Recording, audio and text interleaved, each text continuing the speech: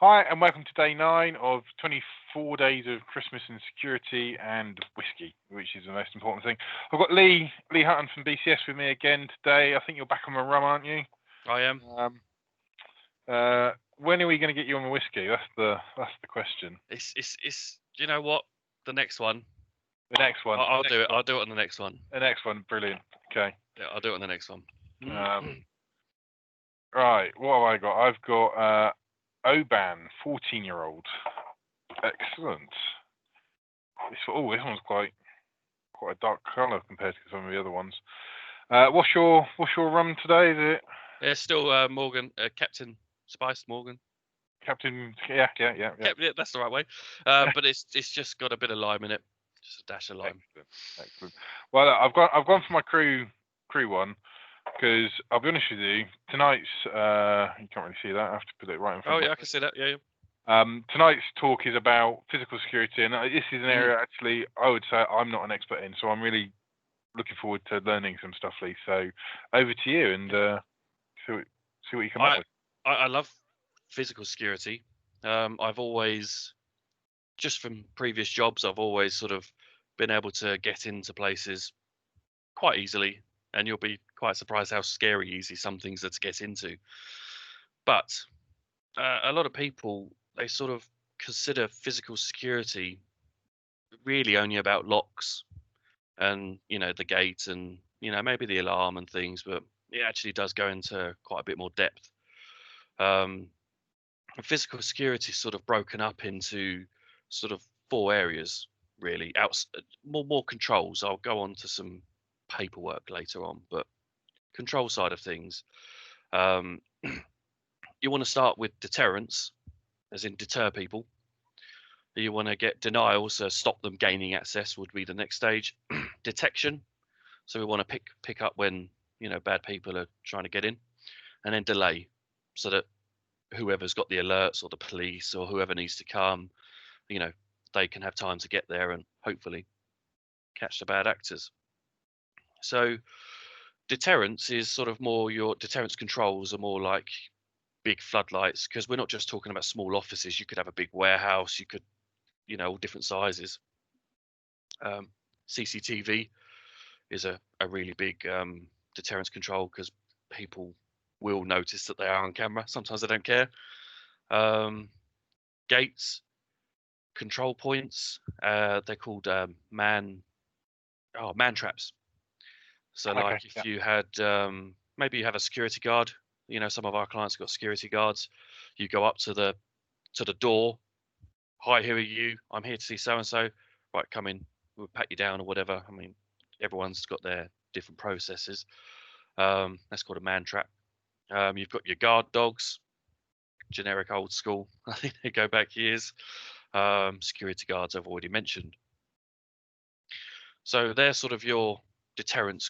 If people can visibly see you've got some form of physical security, they're less likely to want to come in. Hopefully, that's step 1. So things like having the alarm on the wall, things like flashing that. Blue light, yep. Yeah, and all that kind of stuff. That would be a deterrent as well. Correct. Anything that's visibly sort of obvious to an external person, hopefully should deter them. So therefore, they don't care about your deterrence. So therefore, there's different sort of denial controls. So you could have magnetic locks on your doors.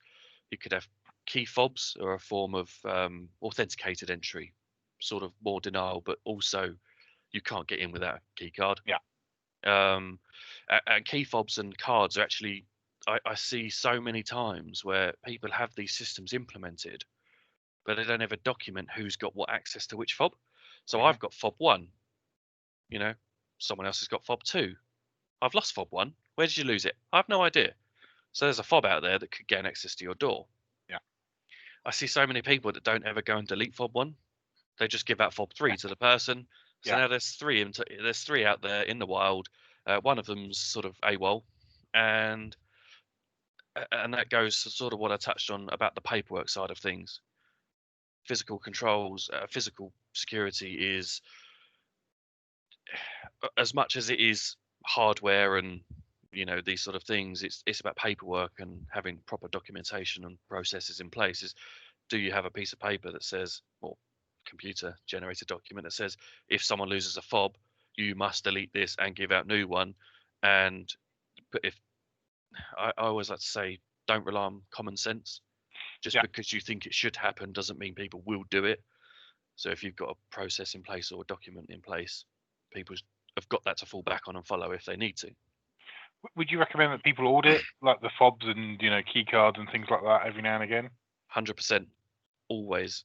And so most fob entry systems will have that data in.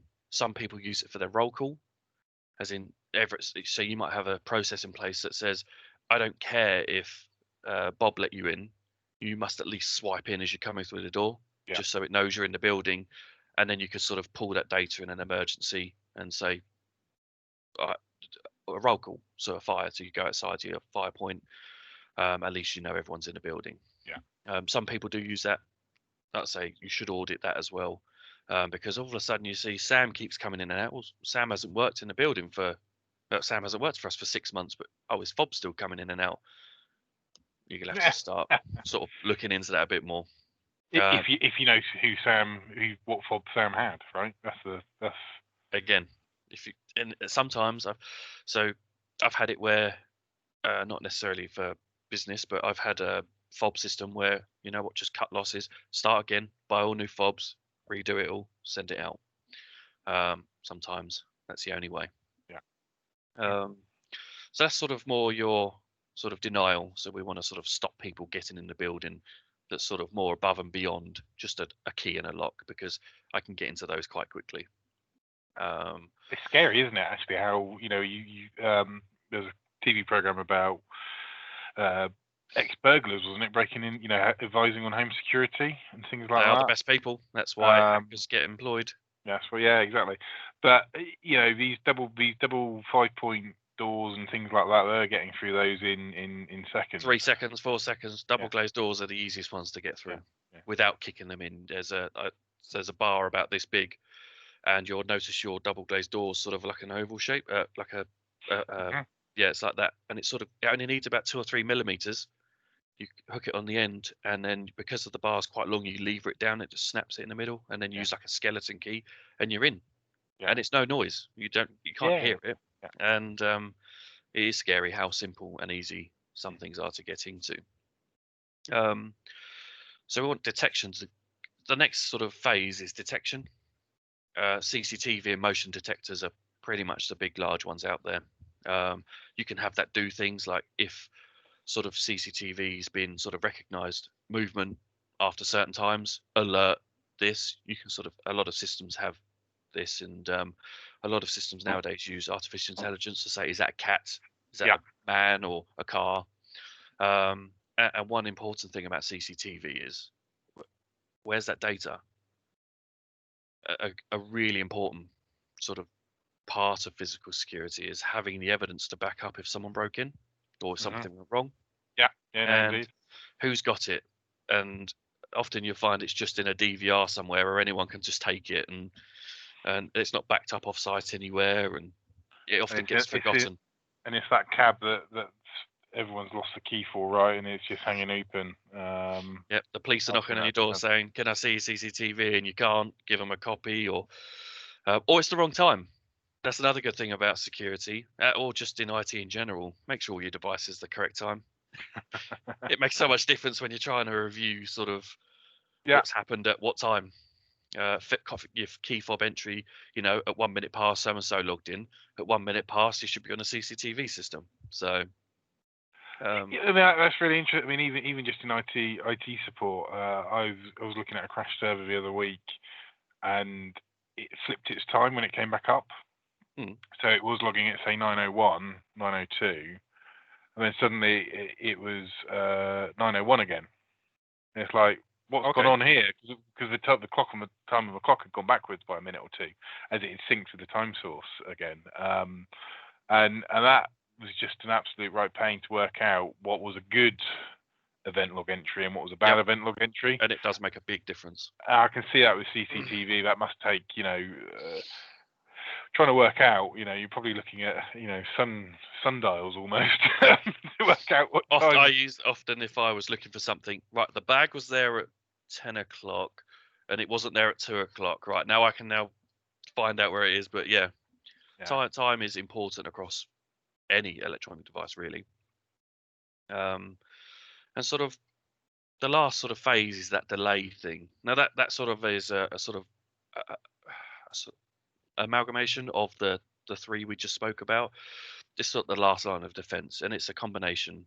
Look, if you've got fences, maybe put higher fences, maybe have the ones with the little spikes on, or extra locks. Say if you've got one magnet, put 2 magnets on, because magnetic locks aren't as secure as you think they are if they're about halfway up the door.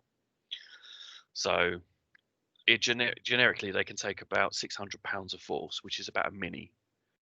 But if you get the right leverage from a lot further down the door, you can pop the magnet off, and it only has to come off minute, and it will just pop the magnet off. Okay. I've got a lot of experience with sort of physical side of things, and yeah, so putting 2 magnets on makes it much harder to get in. So you have sort of the bigger fences, extra locks on the same doors, and it's just to give that enough time that whoever needs to be on the scene can get to the scene. And that's sort of from the control side of things. Now we're sort of go on to the inside. We talk about your physical servers and your sort of patch panels. Where are they? I've seen all too many times where it's just in a corner, or it's the coffee coaster, or there's just cables everywhere and everything's just a mess and nothing's secure, nothing's safe. I can just walk up with a pen drive and I can just plug it in the front of the server. And I don't know, there's a device called Rubber Ducky. And I think it was famously shown on Mr. Robot, sorry. And it's basically a self-run thing where you plug it in and it will just start running commands and start typing as if it had a keyboard plugged in. Another one is I can't remember the name of it, but it was a USB device that it basically killed your machine if you plugged it in. And if someone, because not everyone you employ is ever going to be a good person. There are, and just because I say bad internal bad actors, sorry, let me start that again. Let me take a drink actually.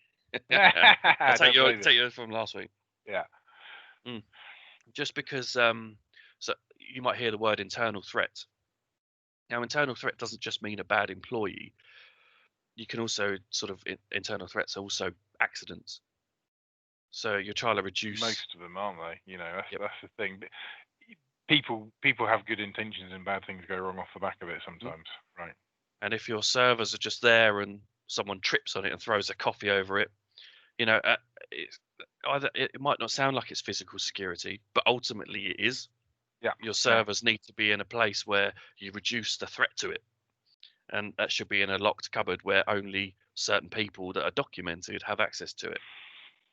I mean, I remember, one of my first jobs in IT was working for a company.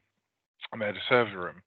I remember going into the server room one day and finding, and it was a keypad entry. So it was just one of these cheap physical locks. It wasn't digital.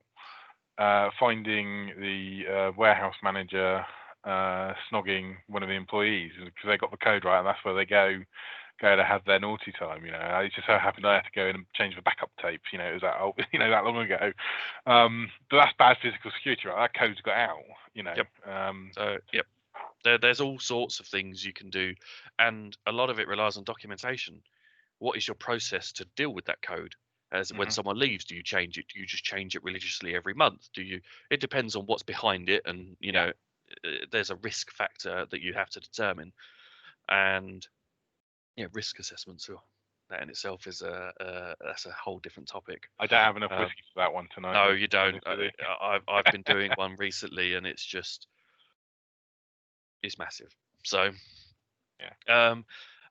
another thing that people might not realise, just sort of going on from, it's not quite physical, it's wireless. Now, wireless, what's the physical security side of things? Well, can I get onto your wireless from outside? Yeah. If I can't get onto it, as in maybe I was a bad employee or something like that, but maybe I was just a malicious person and I was just seeing, things called war driving. You drive around with a laptop on your seat, the big Wi-Fi. I've got one over there. It's called a Pineapple. It's got three big antenna on it, and you can just drive around and see what networks are open, what networks are accessible. I see Pfizer's. I can see Pfizer's from outside. I might go and sit there. Now I know Pfizer's accessible from outside. I don't know why I picked on Pfizer. I think I saw it in the paper on the phone today about the vaccine. But if your Wi-Fi was available from outside, how long do I need to be outside before I get into your network? Yeah. And on the other side of wireless, what can I do as a visitor when I access your building? As a visitor, what can I do? Can I get into your building? Can I plug into the wall jack? Because that basically, if you don't have radius set up, I've got unfettered access to your network. Yeah. As long as, if other parts aren't set up correctly and things like that, which do you often find that people just set and forget. Yeah, indeed. Which is not great. Plugging into LAN ports is a big no-no. We've had people plug in PlayStations, start downloading updates, and all of a sudden the internet connection's bad. Why is the internet? Oh, there's this device on the net. Oh, someone's got a PlayStation, and then that's going hunt who's that wouldn't be able to happen if you had something like Radius set up or something like that. And that's sort of wireless and local area networks is, and as a visitor, what can I see? Can I see what's printed out? Can I look on your desk? People underestimate visitors or don't sort of think about what visitors could do. I don't know what you do. I mean, that you might have customers with military stuff that's going on and they've probably got it locked down. But so that's the thing, right? Most of your visitors you probably trust. Most people that come into building you probably trust. It's human nature, isn't it? Yeah, it's human nature. You've booked a meeting, you're sat across from them, you're face to face, and they're probably not your problem most of the time. It's that delivery driver that comes in, right? Oh, I see the thing every day. Every day. And he might be a regular, and then he notices patterns, and then we're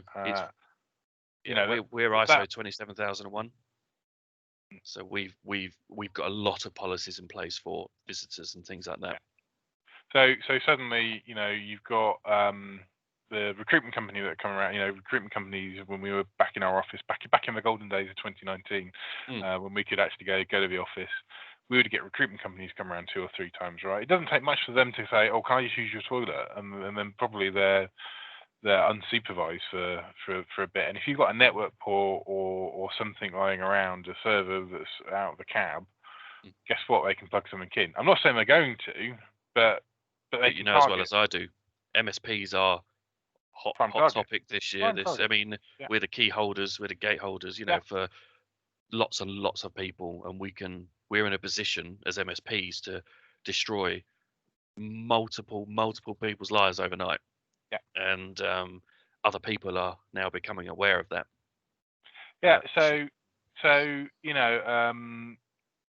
Do your employees know that if they find a USB stick in the parking lot, car park, should they pick it up and plug it in? I've been to a couple of talks with some pen testers that they use that as a means to get into companies. It's much easier than trying to hack them from outside, right? It's always easier to use the word that I can't think of. Social engineering is the word I was looking for. That is how you get into a building. Everyone's trusting, as we just said just a moment ago. I rock up in a high vis with a little badge, says I'm from BT, or I find out what ISP they are because I couldn't get that information. Hard hat, walk in. I could. You don't even need the badge, right? You just need the high vis. I think, and that's where cyber training comes in, which I'm actually pushing hard. Q1 2021, we found a good sort of provider that can do short chunks, not just a big long hour video. These are 3 or 4 minute videos that they're really good. But social engineering that probably does fall under physical security actually, because you're dealing with people. Partly, I mean, it's like you're talking about policies, processes, policies. Yep. when people leave, you're talking about making sure you disable their fob, but also part of that is you have the policy to make sure their AD account, their login to the system is disabled as well. Yep. So having those procedures in place. Yeah, and if it is anything that we see, it's that policy, that process that gets let down. For me, and we'll talk about policies and process on another one, Lee, I'm sure. But this is interesting. I know more about physical security than I thought I knew about physical security. That's what I mean. People sort of don't think, but then there's so much more to it that people actually do know. And just like your utilities, do you know where your gas valve is? Yes. It might sound like it's not physical security, but it really, really is. If you've got a gas leak and all your data's in the server room, you want to know where that gas valve is and you want to go and turn it off. Or a water leak that's going into your server room. Yeah. That's still classed as physical security, because you're not just securing your data, you're securing your assets as well. Yeah. It's a whole collective. Yeah. Which then you've got fire protection offsite copies. Yeah. And we can go into that, but that's a different topic for another day. So cool. Yeah, no, that just to sort of have a brief conversation about physical security is a big passion of mine. I can't wait till I start trying to get into companies and stuff like that. So I mean, have you heard of Darknet Diaries? Yes. They've had some good episodes. So it's a podcast series. If you're vaguely interested in any of this cybersecurity stuff, it's worth having a look. It's really well spoken as well, and it's really easy to listen to. There's a courthouse episode I thought was fantastic, which is about some pen testing. There's one about banking as well, wasn't there? I can't remember which one that one was. And it's very sort of easy to sort of understand and follow. There's one about. I know you're talking about the big bank in America. Yes, yeah. I was listening. I would listen to them on the bike as I was riding to work. Yeah. So. But also there's one about it's not necessarily physical security, though. Why I'm bringing it up is I'll explain in a second. Was about the NotPetya attack, the hack attack, and actually what got me from that one was it was all about Maersk, what Maersk went through, and it was very number one, it's worth listening to if you haven't, because it makes you feel what an incident would be like. Was number one. So any sort of cyber hack or virus into what that felt like, what it must feel like as a business owner or an employee, because employees feel a lot of that. But also physical. Why I'm bringing it up in this one is their systems, because their door entry system got hacked as well. And actually, what do you do? They had IT people jumping over barriers to try and unplug it before it got hacked. I suppose part of that physical security policy is what do you do when something goes wrong? How do you get access to the building? What's the sort of skeleton key? And it's good to think about that before it happens, because something will happen. It might be on a small scale, it might be on a large scale, but people can't it won't happen to me. I see it happen all the time to people you wouldn't necessarily think it would happen to, and then it doesn't happen to people you think might think it would happen to. Not should, but might. Yeah. More likely to. Yeah, more likely to, and it doesn't happen to them, and it's just it will happen. It's just at what scale, and it's best to you should be prepared, because you should just be able to pull out any policy or document. Right, this has happened. Let's get on with this. This natural disasters happen, because they do happen. Lightning hits buildings. What do you do? Actually, we can spin up this in there. We'll get people to do this, but there's no point guessing. You might as well think about it, which again comes down to risk assessments and things like that. But documentation is key.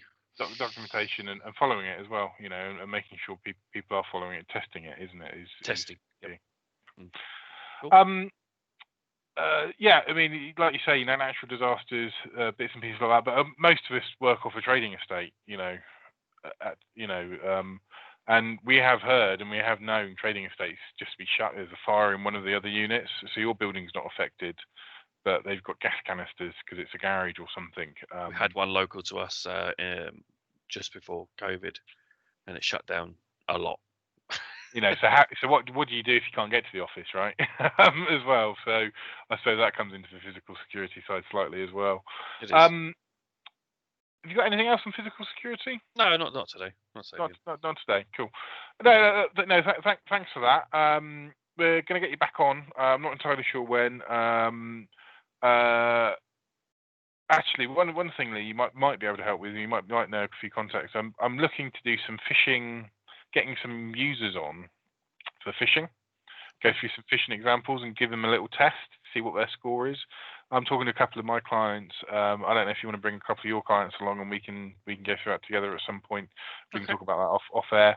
But thanks. Look, like I said, I didn't realise I knew so much about physical security and so much I didn't know about physical security as well. So thanks for that, Lee. Brilliant. And cheers and have a good night. Yeah. I've got time to drink all my drinks tonight. Speak to you later. Cheers. Thanks.